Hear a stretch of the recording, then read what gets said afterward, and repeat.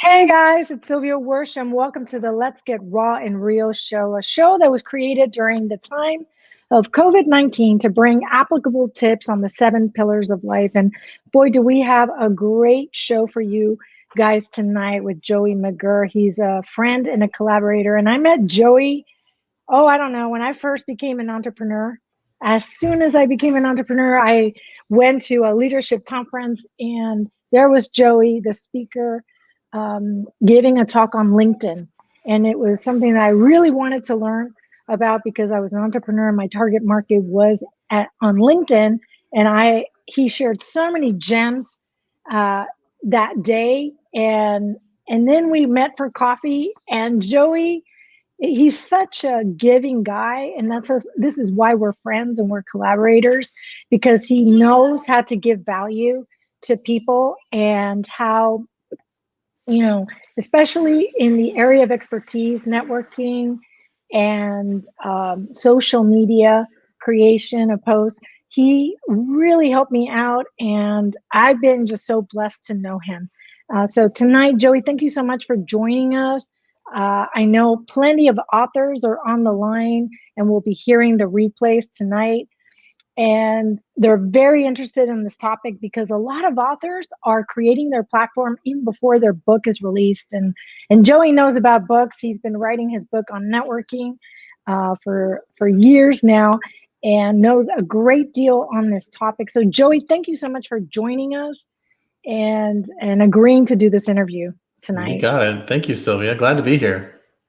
And, just starting off the show, tell me, can you provide the audience the do's and don'ts of networking? I know networking truly paralyzes me. I hate the 90-second, intro. I never know what to say. I feel like my voice gets stuck. I know plenty of people out there are not loving this. So can you give us some do's and don'ts? Sure. Yeah, I could definitely do that. I mean, there's no shortage of do's and don'ts, right? And this is something that I've observed for years, for the last 25 years as an entrepreneur, meeting people out in the marketplace. Obviously, it's changed because of the COVID quarantine and the pandemic, but people do it right, people do it wrong. It's pretty easy to identify those that do it right. They kind of have a genuine sense about them that they're not really there to twist your arm into buying a product or service. They're there just to connect. They recognize that the value of connecting with the other people in that space is going to give them much more value in the long run than trying to just meet the immediate need of closing a sale or meeting a quota or anything like that. So definitely right off the bat, to answer your question, some do's would be if you're networking, think about the act of building a network, think about connecting, think about making friends, think about the things you have in common, as opposed to the fact that you have a business, you're trying to make a sale of a product or service and they are a potential customer, right? Don't think about that. So the don'ts would be, don't treat everyone like a lead. We have a good mutual friend who likes to refer to those people as having commission breath. And so you can meet these, when you're out networking, when you're out at live events, when we get back to doing that again, you'll certainly meet people who sit down next to you at a table. They're putting a business card in your hand as they're introducing themselves, telling you about their products and services, wanting to pull out the threefold brochure, the trifold brochure, and show you all the features, advantages, and benefits of joining their MLM or buying their product or signing up for their membership. And so those are the people, that's who you don't want to be when networking, because networking isn't about making a sale. Networking is about building a network of people who are going to refer you. And I have, for years, hated cold calling. I do consider myself quite an effective salesman, but I don't really care for the act of sales. I don't like cold calling. I don't like the hard sale where I have to pressure somebody into buying something. I much rather them buy from me because they see the benefits and the values themselves of the product that I'm selling. And so I just started making friends early on when I started my businesses in my early 20s. And I found that people bought from me just because they liked who I was and they needed the products I sold. And I know you know this from working in pharmaceutical sales. If you have a product that they want anyway, you don't have to try and sell them. You just have to let them know that you're not the enemy, that you're an ally. And I think that's really essential. No, and I think that's awesome because, yeah, you're right. In sales 101, like just basic techniques, it's people got to know you, trust you, and respect you. Yeah. And to do that, you got to remove those layers Yeah. from you and authentically connect to them, or they're not going to buy anything from you. But you're right. So many people come up to you. I know, I don't know if you've encountered this on LinkedIn. I know I've been encountering this lately. People that are asking to connect with me immediately will endorse me for something that between you and I'm like, how do you know that I'm good at that, or that you're going to endorse me for coaching or public speaking if you've never allowed me to be your coach? I think, what do you think of that? I mean, that's obviously a don't. They probably went to a conference where somebody who was a quote unquote social media guru got up and said, if you want to connect with people on LinkedIn, endorse them and then send them a LinkedIn connection, which is bad advice. You get a lot of bad advice from social media gurus out there. So, so-called gurus, talking about the do's and don'ts in terms of connecting with people on social media. I don't see those endorsements because I have I don't even look when somebody endorses me for something anymore, but I do get LinkedIn requests to connect every day from total strangers. And I love when they write the little message about, hi, I saw that we had mutual friends, or we're in a mutual group, or we something in common, or I saw your profile and liked what I read. But then they close with, let's connect. I want to add you to my network. And I think that's great. You probably want me in your network. I mean, I want good networkers in my network too, but they don't know me. They didn't come at me and say, hey, I'm working on this thing you seem to be an expert in. I've got a question for it. Would you mind answering it? Taking 60 seconds to answer a question that I might have. They don't really need anything that I provide to create value for them. They're really just looking for the value of being connected to anybody. I don't even know if they're even concerned about whether or not being connected to me brings value to them or not. They're not necessarily building a network for the sake of connection. They just want to have the most people connected to them so that they can turn around through content marketing, because that's not even really networking, right? If I can have 30,000 people I'm connected to on LinkedIn, and then I could just start blasting them with content about my products and services, then it's the same mentality of going to the networking event and then getting a megaphone out or getting on the microphone and saying, hi, everybody, this is my week to have 5 minutes and tell you all about why I'm special and why you should buy my products and services. And nobody really buys. Sometimes they do, because you might have that one person in the room who needs to buy, but it's not really the most effective way to build a network. And it's certainly going to put a particular image in people's mind about the kind of person you are and the kind of relationships you're trying to create at those events. And it creates a sense of personal branding that this is the guy who's here, this is the lady who's here to make a sale, not necessarily here to help benefit me, which is really why I'm there, right? But I know that in the past, what's worked best for me is by building relationships, which then, of course, 2 weeks, 2 months, 2 years down the road, produce tons of referrals where I never have to make those calls, because like you said earlier, they have to respect you, they have to like you, they have to trust you, they have to, they have to care, they have to know you care about them before they care about you. And that doesn't happen on the first date, right? they treat networking like it's the dating, and they just want to like close the deal on the first night, right? Like, and that's not networking, like speed dating. It feels like speed dating. When they endorse you like that, you're like, you don't even know me. It's like they're looking for the one night stand, right? They want to get the sale and then they never want to call you again. I want people to respect me, and I think I'm looking for types of people I could respect in the marketplace. And that's the thing, right? It's the marketplace. Can I tell you a real quick story? Sure. We are building a house. Well, the house is actually built. We're remodeling about 3/4 of the house, and it's a huge project.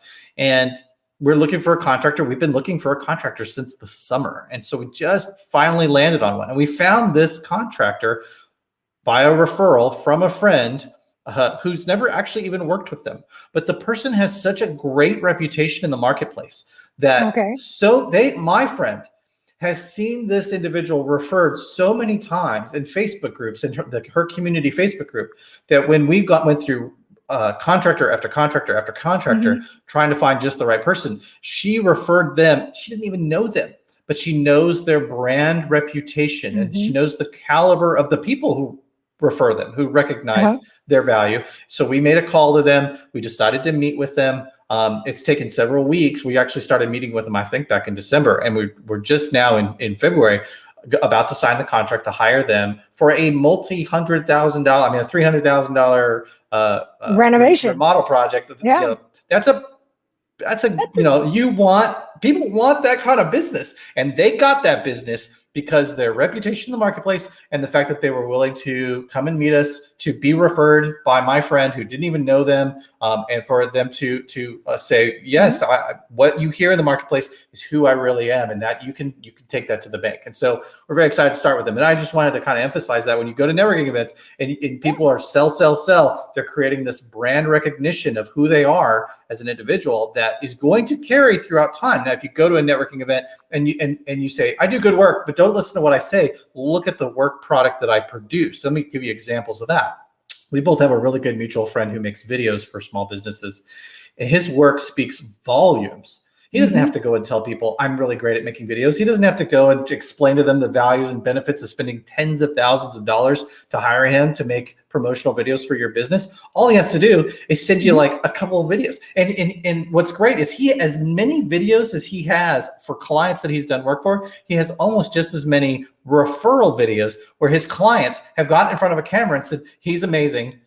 We love working with him. I've hired him. I've referred him. He shot my wedding. You know, he doesn't do that kind of work, but you know, that's the kind of relationship I have with him because of who he is, not because of what he does. And that's all I want to say about that. And the value, you know, you and I are collaborators because we have the same values of integrity, of adding value to people first, of not like just sell, but rather, I mean, you sat with me for what, 3 hours, maybe 4 hours the first time we met, and just said, I don't remember it being that long, but it may have been. It was long, dude. It was we were drinking coffee, which is one of my favorite things to do. So, and we were getting to know each other, and you just shared with me all these gems of like, you know, this is the way to set up your brand, and these are the types of posts. And I remember one of the tips you gave me was like, you want to be a speaker? Start reaching out to all the networking groups in town and offer your services as a speaker and saying, I have these 3 topics, create these 3 topics. I mean, who does that? Who does that isn't trying to, quote unquote, sell you? Right? So what do? We have shared values. We are like valued people. And if I'm going to refer anybody, it's going to be someone like you. And bring you on a show and have people hear your value and your worth. And, you know, and potentially that's going to sell you before you even open your mouth. You know, like these are the services I provide. So yeah, I'm all for it. I think with the information you've shared, it's in alignment, I think, and this is where marketing/sales align to each other. I have the sales background, you have the marketing background, and together, I mean, it's like sparks and fireworks, you know, this is how we collaborate with each other. So tell me, this is the part where I think the authors on the line that are going to be listening either on replay or are currently listening tonight, we have been told by our writing coaches, you know, grow your platform prior to releasing your first book. So how do you grow your network on social media creatively? And this is where I know you shine like so brightly. How can you help us do that? That's such a great question. And it's really not an easy answer because there's no one path. It's a lot of work. You know, a lot of people think I can create content, I can push it out, and people are going to see it, and then it's going to go to work for me. And it does to a degree.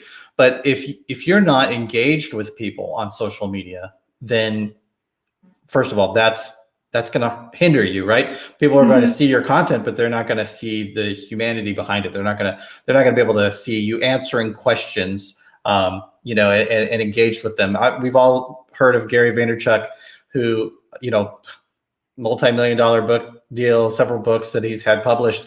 But he started out as the wine guy on Twitter. And the way he built his network was 14 hours a day, just looking for conversations about wine on Twitter and getting in there and answering those things. And today he has a mega global international marketing agency that he runs out of New York City that, and he's got, podcasts and YouTube, and he's all over everything. He's on every channel, and the guy is working really hard, but he's still going 14, 16, 18 hours a day.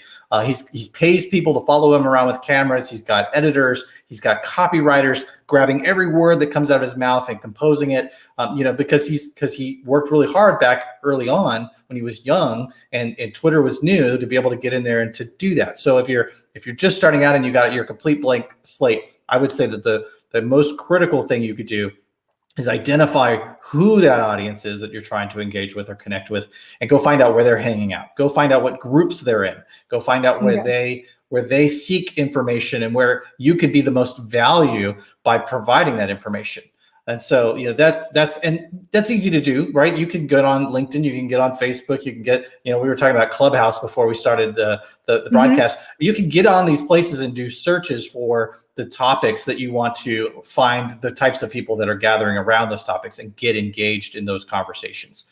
When I was 22 years old, 23 years old, and I was brand new to the internet in 1997, I wanted to meet people. I was hungry to meet people. I was working nights, sleeping days. I wasn't really spending a whole lot of time with my friends, and I was also living in a place 100 miles away from where I moved, away from my friends. And so I wanted to get to know people. And so I got on AOL, and I would just type in, I had come from San Diego, California. I was now living in Orange County, California. So I would go to the chat rooms and I would type in Orange County, California, or the equivalent.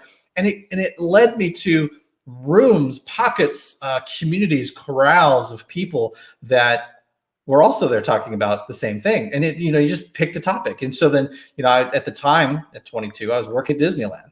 I was going to have a little bit of fun before I went and got, serious about whatever career I was going to get into. And so I would type in, I work at Disneyland, into the chat room. And all of a sudden these private messages would pop up all around from all these people who thought, oh, he works at Disneyland. He doesn't just like it. He doesn't just live in Orange County. He's taken it to a whole nother level. And those conversations would leave the public chat and go into these private chats. And it ended up producing a lot of dates. I ended up meeting a lot of women that way and going on dates. And what I found as being a digital marketer and being somebody yes, I spend a lot of time in social media. Yes, I do consider myself a content marketer. My real forte is helping my clients to establish those relationships. Like we talked about earlier, you don't want it to be a one-night stand, right? I don't want you to just come and buy my face cream today, or join my membership for my subscription box today. I want you to get involved. I want you to be a raving fan. I want you to become a part of my family. I want you to be a part of my tribe, right? Seth Godin actually coined that. You want to create tribes of people. And any small business. Imagine if you, Sylvia, as a speaker and as a coach, had 1,000 people on an email list. That anytime you emailed the list and said, "I have a vacancy," one of my clients has become so successful, they retired. They don't even need me anymore because they're filthy, stinking rich, and they don't even work anymore. They sold their company and they've moved to Barbados, and they're happy as can be. And it turns out I have about 45 minutes a week that I can devote to somebody, and that 1,000 people were, just clamoring to A, hire you, B, refer you, C, promote you, share you on LinkedIn, share your videos. Hey, this is somebody that you want to hire. That's what we need to create as business people. My brother-in-law and my nephew have a small tree business in Liberty Hill, Texas, a tiny little town. I don't know, probably 30, 40 miles north of Austin, Texas. It's kind of a sleepy little town. It's growing, but they started using social media a couple of years ago to grow their community. And it turns out they're both really well liked. They were really well connected because they've lived in this community for a couple of decades now. And Caleb, my nephew, he's grown up. He's in his 30s now. He's got 4 kids. He was a school teacher at the local school there. So, now he's working for his dad's tree trimming business. And everyone he meets knows Caleb's the tree guy. He's a certified arborist. We just recently had a major freeze in the area that caused a lot of tree damage. And I'll tell you what, they were getting 4 calls a minute from referrals because people knew them, and they were, and you should have seen the groups. I'm a admin on their Facebook page. I don't do any social media marketing for them at all. I just help them set it up. But my inbox was blowing up because they were getting all these messages from people saying, my trees have fallen down. My tree fell on my neighbor's house. My tree is blocking my driveway. I can't get the car out. And they were the ones getting the call because he's built this tribe of people in this tiny little community to call on him whenever there's a need for trees. And it's kind of a beautiful thing. And it's not even 1,000 people. How did he do it? It's only about 300 people. But I'll tell you how he did it. Okay. I'll tell you how he did it. He is a remarkably likable person. That's number one. That helps, right? The reason that really beautiful women have these Instagram accounts with tens of thousands of followers is because a lot of them are really beautiful. That's why people follow them. They want to look at those beautiful pictures, but they're not referring these women for work, if you know what I mean, unless they've got some kind of personal relationship. Caleb is incredibly likable, but if you know him, if you've met him in person, you like him, you trust him, you respect him. He's the children's pastor at the local church. He was a school teacher in the community. For a long time, he had really long hair. And in fact, the police in the community would pull him over. They would profile him. He's got darker skin, and he had long hair that he'd keep in a ponytail in his 20s. And the police would pull him over. And about, the fourth or fifth time, they would pull him over just to say hi, because pulling him over, profiling him as a potential criminal, a drug addict, somebody that, drunk behind the wheel. And he probably wasn't breaking any laws anyway. They were just completely profiling him. But guess what? They started talking to him, and they got to know him, and they figured out what a good quality, integral person he is, so that when they pulled him over a couple of years later, it was just to check up on him and ask him how he was doing. How's the business? How's the kids? Right. And so he's incredibly well liked in the community. That's key. And here's another secret that most people don't know. I should say most people know. They just refuse to admit it, or they're too lazy to take action on it. And that is, you've got to be in the community. I used to teach classes for years on Twitter networking and social media networking, that not just the content piece, but the engagement piece. And the thing is that if you are a lurker, if you're on Clubhouse, if you're on TikTok, if you're on Instagram, if you're on Snapchat, but you're not actually communicating, you're not there. If you live in a small town like Liberty Hill, but you never leave your house, or you get in your car and you drive to Round Rock, Texas, or you drive somewhere else, right? You're not in that community. And so you've got to put in the time and the energy and the effort to be in those communities.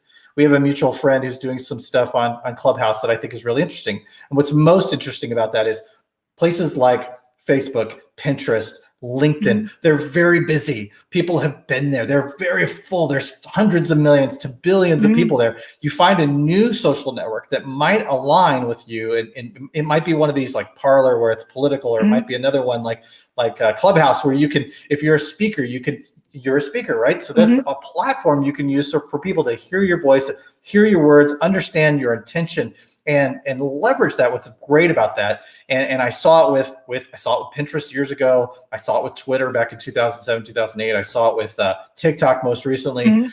Is that when it's new, when it's a young, growing community, you can get in there before it gets loud, before there's hundreds of millions of people there, when there's just a million or tens of millions of people, and really start to use that search feature to find those communities and become a thought leader, a subject matter expert that's recognized on that platform. But you still have to be a member of that community, which means you have to carve out time on your calendar to go from 9 a.m. to 10 a.m. after my morning workout. I'm going to go dig into this community, and and you could think of it as cold calls. You could think of it as knocking on doors. I like to think of it as making friends. You could just get in there and start talking to people. I met a man years ago at a networking event who was from the UK. He was a recognized subject matter leader in the HR space, in human resources, and flew all over the world. I mean, all over the world. He'd just flown in from Dubai. He was about to fly back out to go to Paris. He was in Austin for a conference, and I asked him what his secret to success was. This was like 2011, 2012, and he had 30,000 followers on Twitter. And he says he spends about 30 minutes to an hour every day talking to people on Twitter, and he has 100 engagements. Wow. What an engagement is somebody's talking about gum, and he says, "What flavor of gum was that?" Your conversation sounds fascinating. It sounds ridiculous, but I'll tell you what, that guy is totally a man today. He's not going to take my calls or my emails. He has established himself as somebody who has a huge network of people that whenever he needs, whenever he reaches out to them, they respond back. I also have another friend who built a very large network falsely.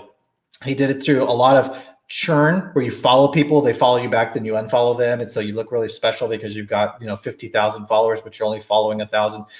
So he never really connected with people. He never really engaged with anyone. He just used a lot of tactics. He bought a lot of followers using specialized ads or third-party services, and he grew this massive following. And I was talking to him one day because I was telling him a story about, I had about 1,000 Twitter followers at the time. It was around 2010. I went hiking with my family. And my mother had actually had some health issues, and we were several miles from the car out in a state park here in Texas. And I had to get a message out. I couldn't get a text out. I couldn't get a phone call out. I had one bar. I was able to get a Twitter tweet out. And I had numerous people call the park ranger to say there's a woman on the trail that's having some medical issues. And before I even got back to the parking lot, which was 2 miles away in a dead run, they had sent ambulances and rangers down to go catch my mom and save her.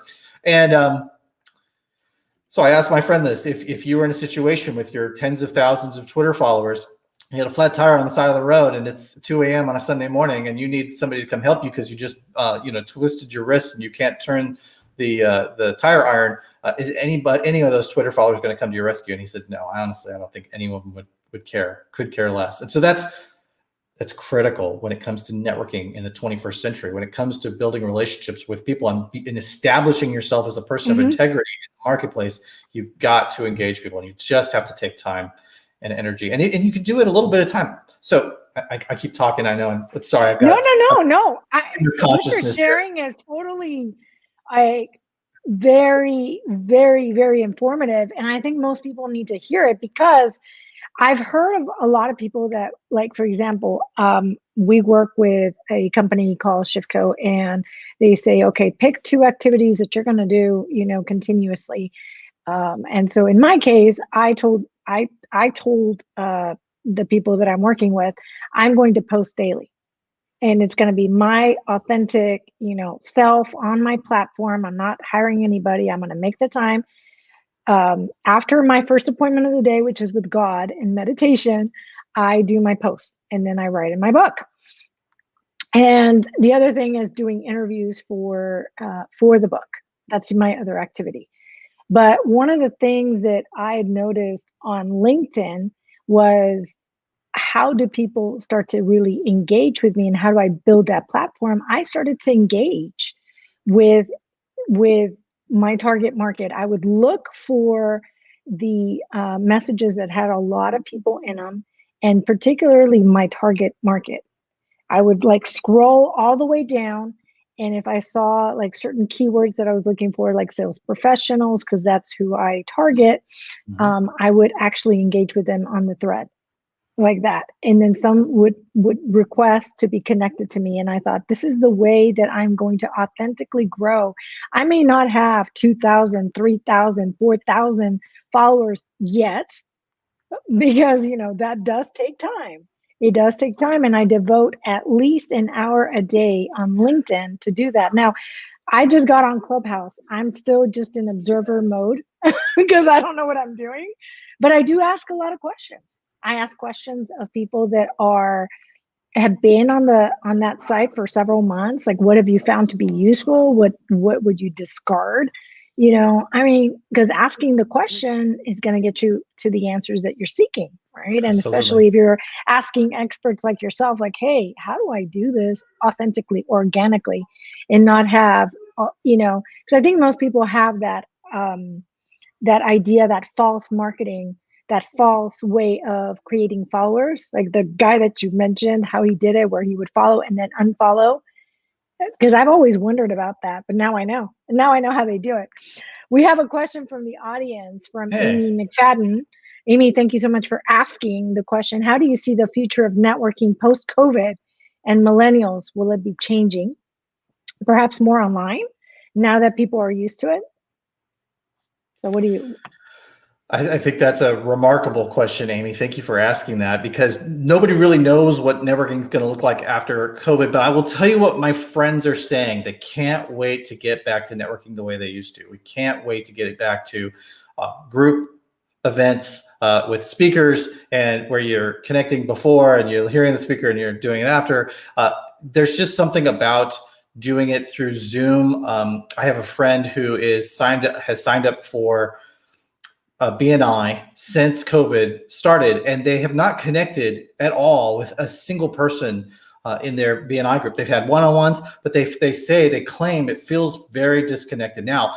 And this person's a millennial. Mm-hmm. So, I mean, that's just one example, but the ability to sit down with somebody across the table from them in a coffee shop and have tea or coffee or a beer is something I don't think you can substitute electronically. And yeah, I've connected with a lot of people through my phone, through social networks, and I have friends I've never met. I host a podcast with a woman who's my co-host I've never met. And the previous podcast I hosted with my co-host with a guy from Florida, I never met him either. So, in person at least. And so, yes, you can connect with people. You can get to know people through these platforms. But if you have something pressing on you, the laundry, the kids, the pets, work, client work, getting clients for work, are you going to take that time to spend a half hour to an hour doing a Zoom call with somebody, knowing that there's that nagging thing in the back of your head, and you've got the notifications going, you're sitting there staring at your screen? It's so much easier when I'm sitting across from somebody to take my phone and turn it over, put it upside down,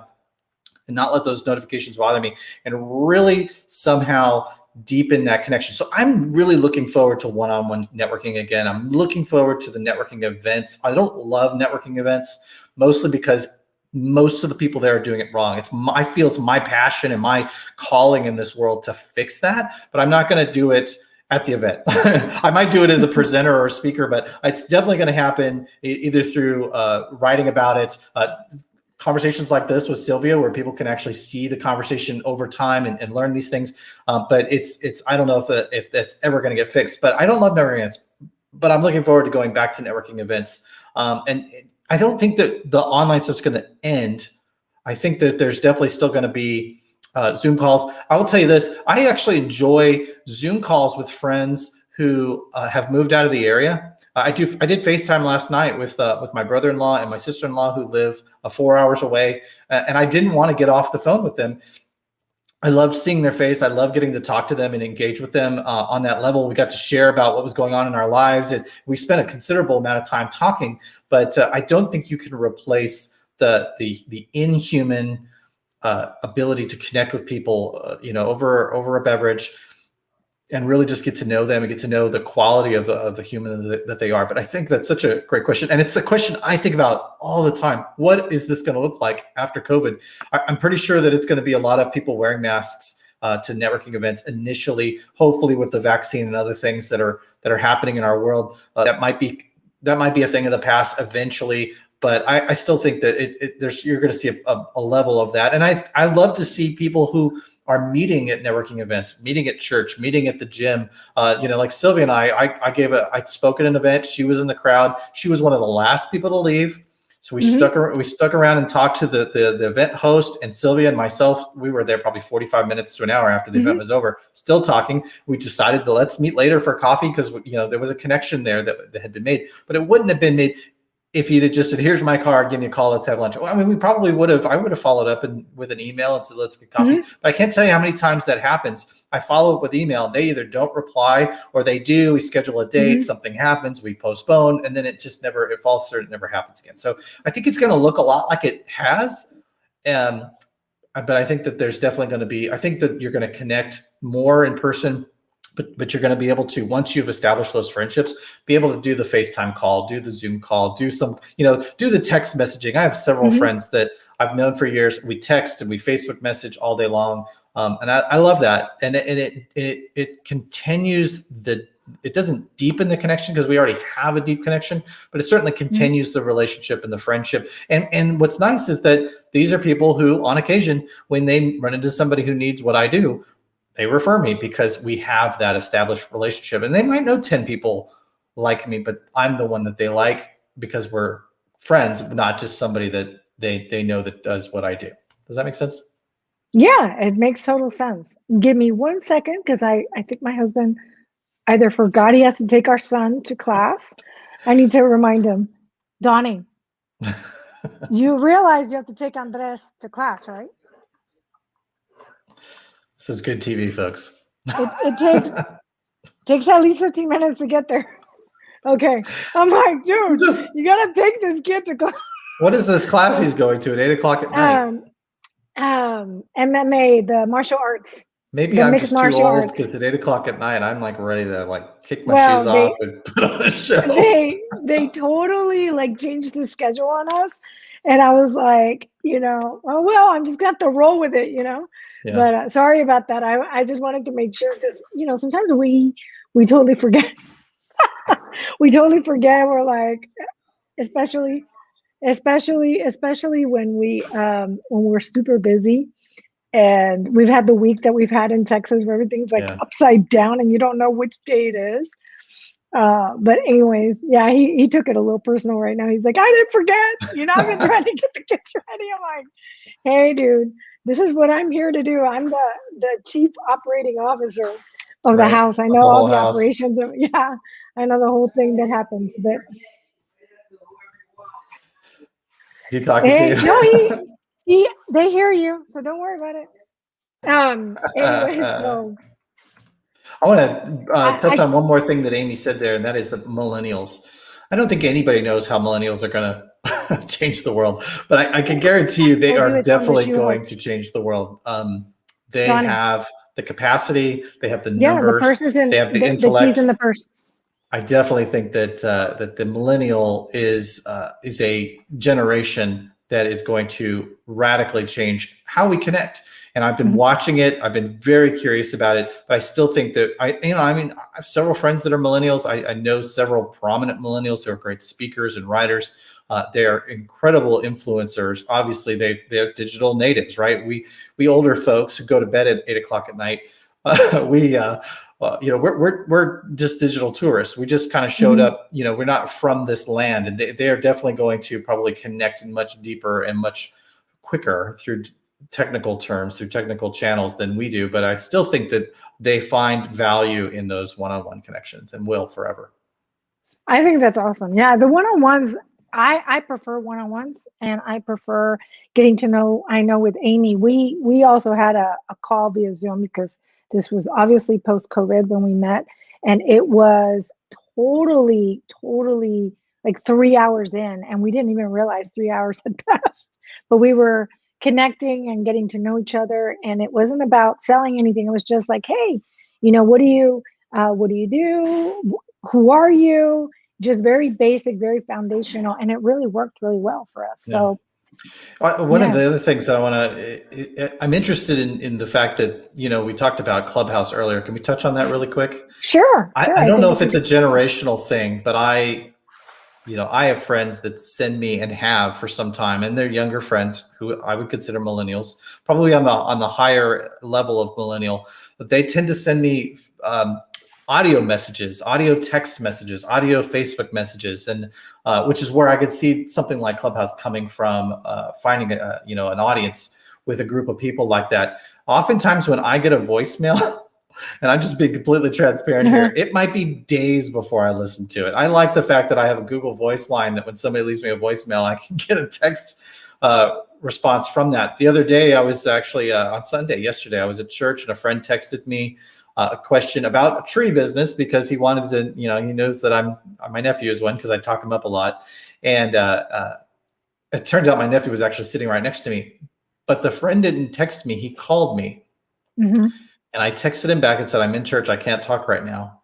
And he texted me back and said, call me when you're done. Well, I didn't think to call him until I was done. I was in the car getting ready to drive away and thought to get my friend to call and see what he needed. And by then my nephew had left. And so what was interesting was the question was something that if he had just texted me and said, hey, I got a question about the tree damage in my yard, and do I need to cut the branch and paint it and whatever you do with trees, I would have just showed my phone to my nephew who was sitting right next to me, and he could have got a response right then. So I'm fascinated by how we use communication. I'm fascinated by how generational conditions can affect the way you communicate or your preferences for communication. But I just, it's just, that's a whole conversation for a whole nother day.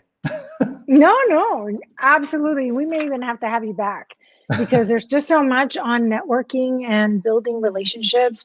We could go hours and hours on just one of the questions.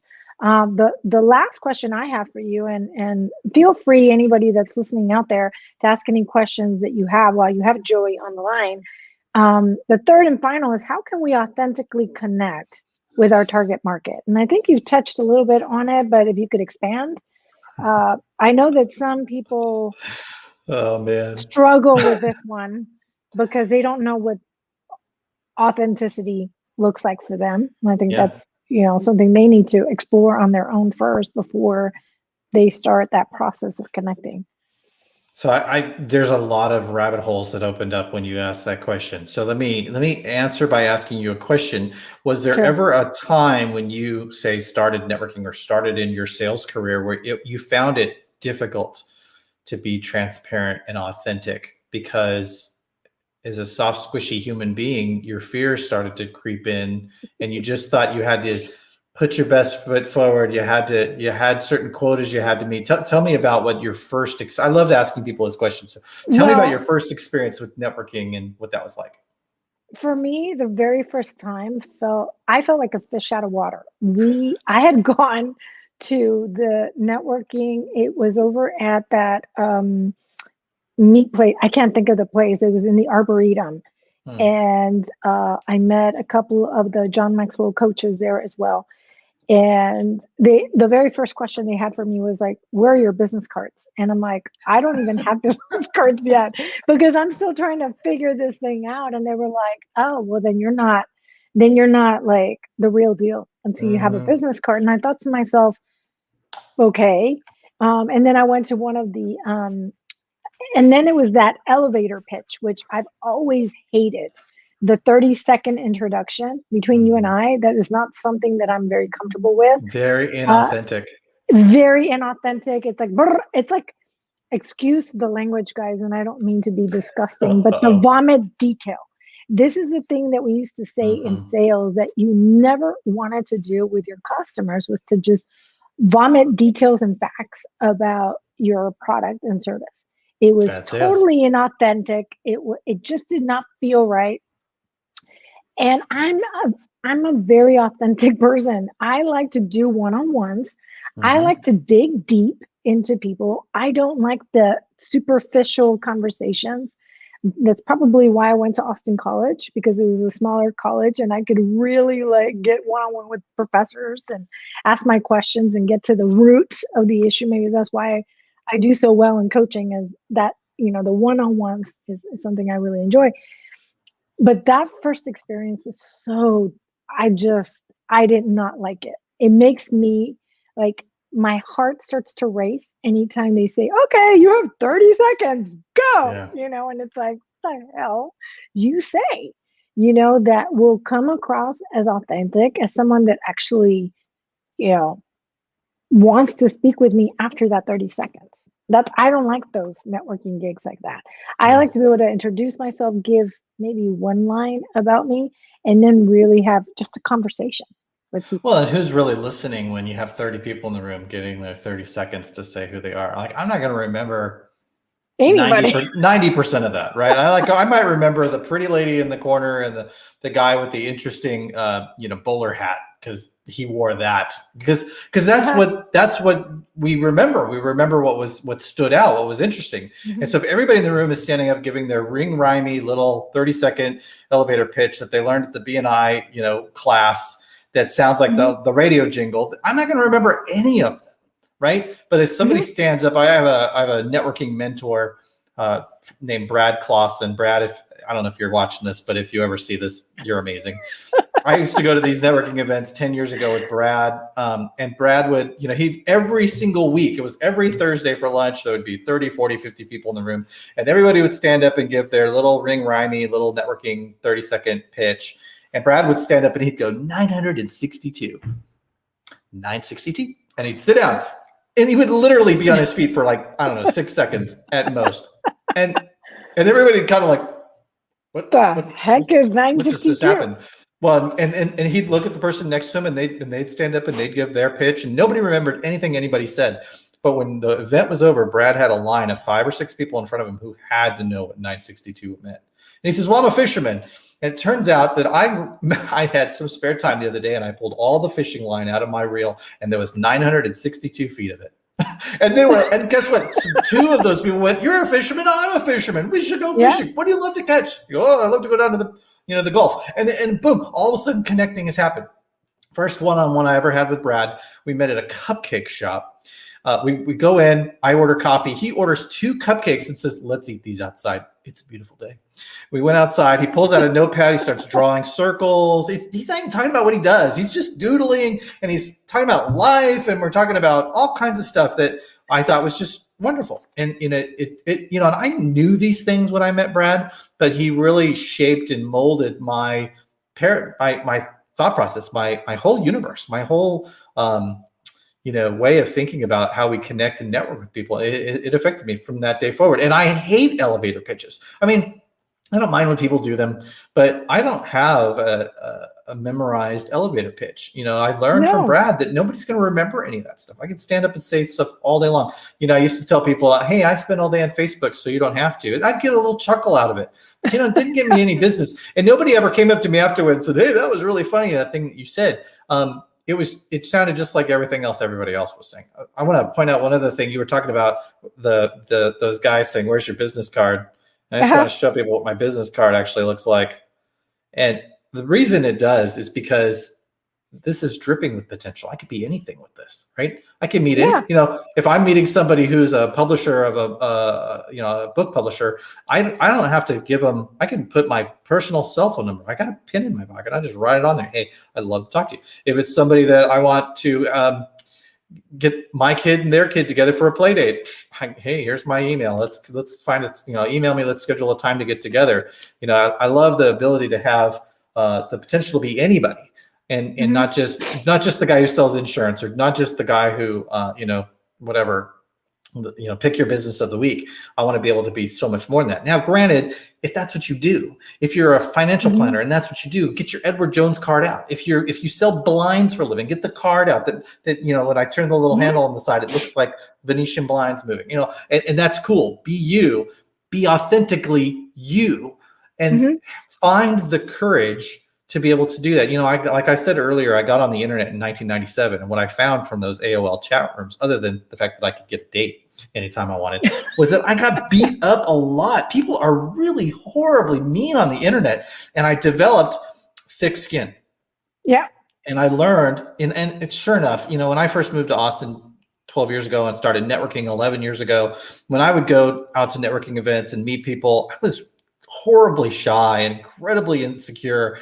And I had all the shields and all of the guards up with everyone that I met. And then I met Brad pretty quickly after moving here, and he, seeing him be so just authentic and different and real, it just really impacted me. And so then I slowly began to start to do that. And I found myself loving going to networking events, surrounded with all these people who have, there's these shields and these guards up, and getting to be the guy who was really authentic. Because guess what I got to be? I got to be the guy who broke through the barrier to find out what you really were, and what you were really all about. And to go, what you need is to talk to that lady over there. And you know what she needs? She could really use somebody like you. And I was bringing people together, and I started to quickly become known as the networking guy because of my authenticity, because my ability to just completely be vulnerable at these events, I no longer became about me. It no longer became about my need to make a sale, my need to close the deal at the event. It became, how can I make friends, and how can I get my friends to get together, right, and be friends with each other? Because then when I show up at a networking event, you're not supposed to do this. You're not supposed to go to a networking event and go like find your friend and hide behind your friends and just go from friend to friend to friend and not meet new people. Well, it turns out that's a great strategy. If you're networked enough, you and I, if I went to a networking event that I knew you were at, I knew that by the time I got there and found you, you'd be talking to 3 or 4 people I don't know. And guess what? You're gonna do just what you did with this video. You're gonna go, have you guys met Joey? This is what he does, and I don't have to say anything about me. Joey's amazing, and he, we had coffee, and he taught me a lot of stuff. And you guys, if you ever need help, and one of those people might actually just be going, I need that, but that's not why I'm there. They might be going, Joey seems like a pretty cool guy. I think I want to have coffee with him. Maybe I know some folks he could help as well, and that's what it's all about. Years ago, that's how you start to like connect one, because. I mean, this is what I did in sales too. Like when I had hospital account sales with Pfizer, I didn't know anybody on the inside, and I had to break the rules from the get-go because you needed appointments to get in there. But how do you make appointments when you don't know a soul? So at times you're almost breaking the rules, like the thinking outside the box just to get in there. And then once you're in there, you connect with them authentically. Because you're not there to push your product, because they can see right through that. Right. So it was like, hey, what kind of coffee do you like? What can I get you? And I know, like, what, were you their caterer? No, but it was to break the ice. It was to break the ice. Hey, I know you guys are overworked. You guys do an awesome job. You're taking care of the patients. I want to be able to get to know you guys better. How do I do that? And then they would take me to the directors, and I'd start to get to know them. And then the food was the way to get in front of them initially. But once they got to know me, then they started to protect me. When the director of pharmacy came looking for me saying, you don't have an appointment. They're like, oh, no. She has an appointment with our unit. She's teaching us how to do X, Y, or Z. It was lies. But I got in that way, and I stayed in those accounts. And if you can do that, then why couldn't you do this now as an entrepreneur?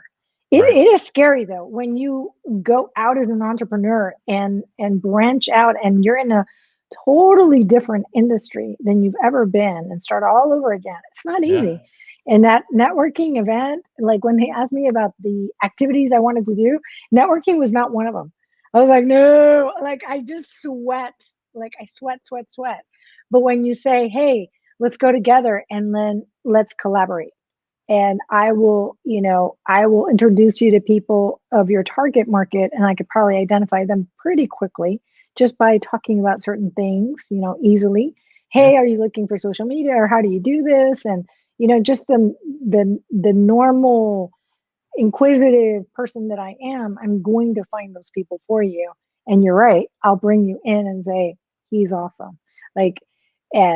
And it just starts the conversation. And what a great way to start the conversation, right? You're not going in going, I'm a total stranger. You don't know me. My walls and my guards are up. It's awkward. You're going in going, it's very warm, right? Isn't that what people want? I don't want to make cold calls. I want warm introductions. And when you show up at a networking event and your friends are there and you go up to say hi to them and they start going, hey, you guys, have you met Sylvia? She's amazing. All of a sudden, you're not, it's not awkward. It's not this cold, weird thing. It's all of a sudden, it's an instant and immediate attraction, not romantically, but with values. As a member of the business community, to go, oh, Sylvia's considered valuable by Joey, so she must be a valued member of the business community. So when I see her forever, until she screws me over, which she'll never do because she's a person of integrity. Otherwise, I wouldn't have been introduced her that way.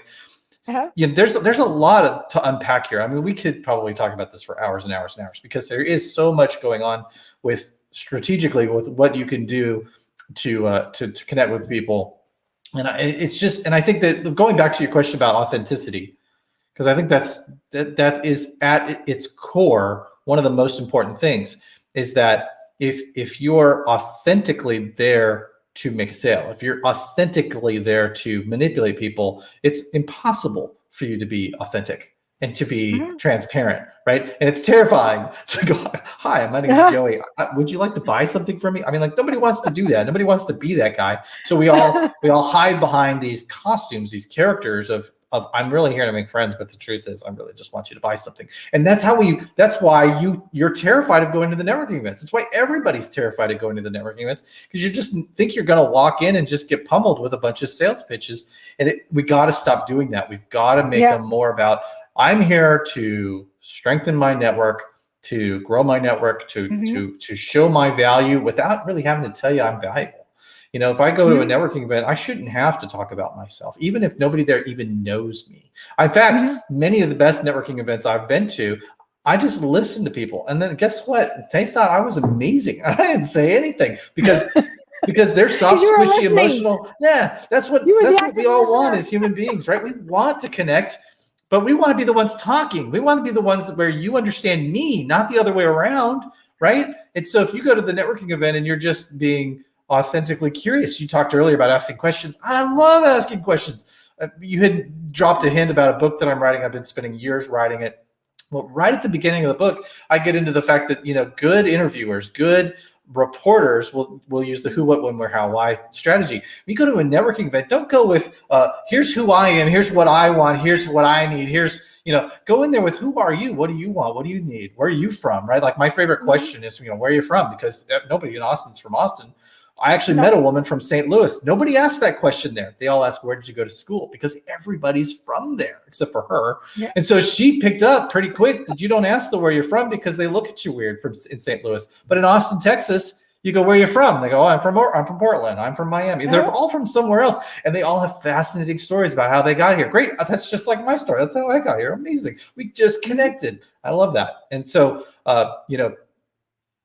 authenticity is, I think, authenticity and consistency are probably the two cornerstones. If you can you have two cornerstones? I think you can have 4 cornerstones, right? But or you're only supposed to have 1 cornerstone. Anyway, they really are. We can always make up the rules, Joey. I mean, we can think outside that box. We don't have to box ourselves into 1 or 2 or 4. They are essential. They are essential. And because our target market, it changes. It's going to change, and you're going to have different strategies every time. It's going to change how you do it, but authentically and consistently, that determines whether you're in it for the long haul or not. And I think most people, they test certain things out. I know I'm always testing things out on social media, and in testing, I'm also looking to see what is resonating with audiences, especially for the book, for those authors that are listening in.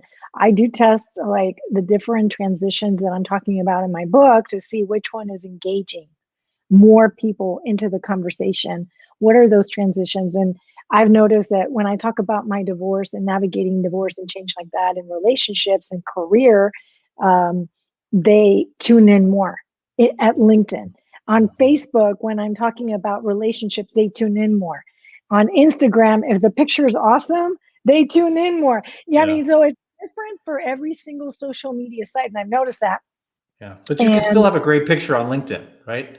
And you can still talk about, the divorce on Facebook. You can still, people think you have to treat them all as different animals. They are different animals, but you can still have a great, you can still be great the same way in all of them. The key is the relationships. Right, the engagement, the authenticity of it. How are you showing up, and it really does matter, in this day and age. It really does. And I do appreciate your time tonight. We're getting on to the hour. Are there any final questions or any concluding comments you want to say, Joey? So many. I know. If you want to say something, now's your time. You've got your 3 minutes. I just want to say how much I appreciate you. I appreciate your friendship. I know that we've been in masterminds before. We've been colleagues and collaborators. We've been friends for many years, and I just want to say thank you. I appreciate it so much, and I actually am looking to rekindle a podcast that's about networking, and I know I'm going to have you on. I've had you on in the past, but I need to bring you back and continue this conversation over there, because I think that would be very valuable, not just for you and me to continue to have this conversation, but for other people to be a part of it as well. And so I appreciate your time, guys. Thank you so much for tonight. Sorry for the minor interruption of are you taking my son to class? of course, the husband was like mortified in the background, but I do. I was like, oh my gosh, I'm looking at the time. When is he going to take him, right? But I do appreciate y'all's questions. Amy, thank you so much for tuning in. Anybody tuning in afterwards for the replays, thank you so much for taking the time to listen to our interview. And next month, we've got a whole lineup set up. If anybody wants to be on the Let's Get Raw and Real show, do send me a private message and we can get you on board, because you know what? Together as collaborators, we can reach so much further, and we can help humanity and any of the topics that are currently plaguing us. And there's so many that we can collaborate on, because we each have a particular set of gifts that God has given us, and to use it to the highest of our capabilities will get us much, much further. So thank you so much, Joy, for your time tonight. Thank you, everybody watching and watching on replays. Have a wonderful week. Stay safe. Love y'all. Thanks. Bye, guys.